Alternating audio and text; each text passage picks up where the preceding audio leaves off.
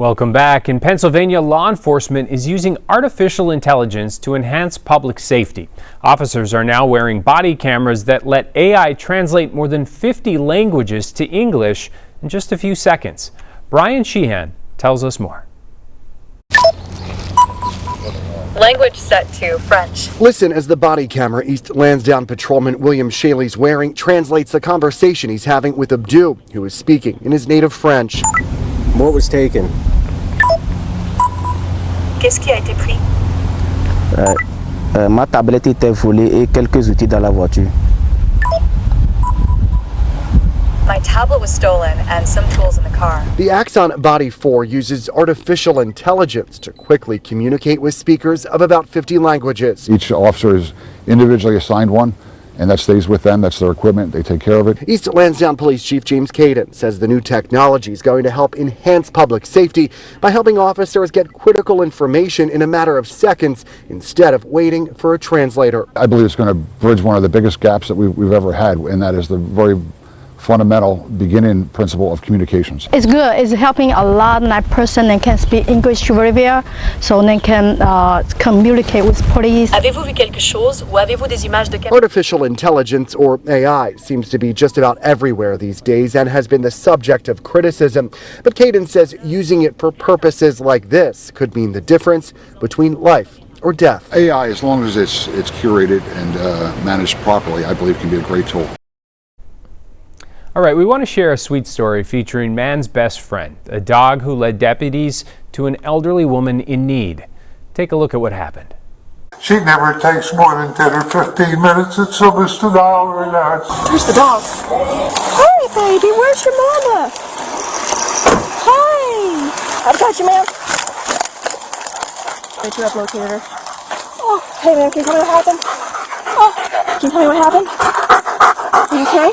Good boy. Oh, sweetheart. Good boy. Very good boy. Well, in case you didn't catch it, what you saw there, a man called deputies when his 86-year-old wife didn't return home from a walk with a dog in Destin, Florida. When the deputy went looking for them, the dog came up to their car and led them to where she had fallen.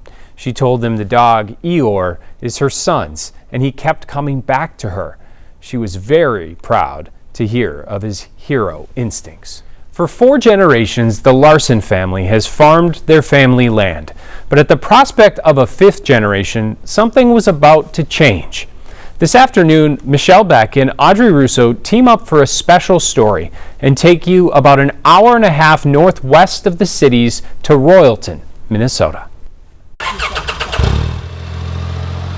In every farming family, I grew up here. there comes a time I'm from a family of 9. for the talk. When my folks were ready to retire and move, they came and asked Arlene and I if we were interested. That's how the Larsons, Arlene, The Larson tradition. and Daryl To take good care of the land. continued the legacy of great-grandpa Eric Moen, a homestead in Royalton in the time of the 18th Ulysses Grant. U.S. president.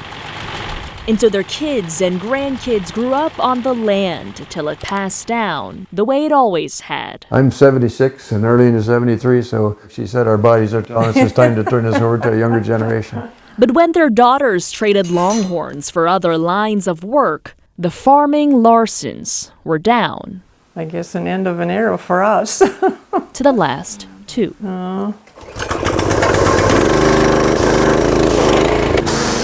A process to hand over the reins began 3 years ago. Avery and Devin We are young farmers. weren't Larsons, but Johnsons. The newlyweds had planned to farm with his side of the family My grandpa farms. until a fateful stranger was selling his combine, Found his on Craigslist. then eventually his property. I thought he was kidding, which it was at the beginning. One He thing must led not to have been. another. The Johnsons closed on the sale in March, and thus began the impeccable transition between Arlene and Avery and Daryl and Devin. He's been very helpful. Passing off a farm and its ways, these friends might as well be kin. A lot of young kids don't really like farming a lot. I just keep adding grandparents. The last time we were here, do you want to rip your float? No, we're good. Here's a rip your float. It's like just like grandma, just like at home. Yet as sweet I don't know. As this changes, I get kind of it's tempered attached easy in a way. by the bitter. To sum it up, we're happy. We're happy that it's going the way it is. On so bitterly cold a September morning, one final auction I'm at 5, and now 10, and now 15, sir. 20, will sell off the remaining equipment. And Tracy Songstead All of us as kids remember coming here when my grandparents were here. will see her parents officially retired. It's bitter from that perspective, but so sweet that they found a great buyer.